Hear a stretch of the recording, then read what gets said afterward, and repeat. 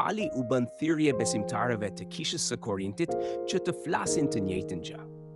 Ai e bën këtë sepse në kishë kishte përçarje dhe besimtarët po grindeshin mes tyre. Grindjet dhe ndarjet lindin kur njerëzit kanë mendime të ndryshme dhe flasin në mënyra të ndryshme.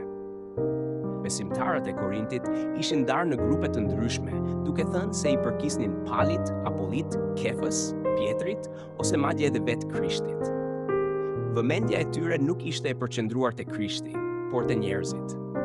Në këtë mënyrë, ata po lartësonin njerëzit dhe jo Zotin që i kishte shpëtuar. Prandaj, nuk mund të arrinin unitetin e vërtet në kishë. Por në kishë, i vetmi që duhet të lartësohet është Jezu Krishti. Vetëm kur Krishti lartësohet dhe përlëvdohet mbi gjithçka, besimtarët mund të jenë një.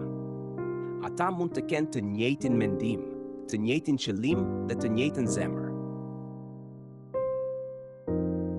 Gjithashtu, kisha e Korintit ishte ndarë edhe sipas personit që kishte pagëzuar.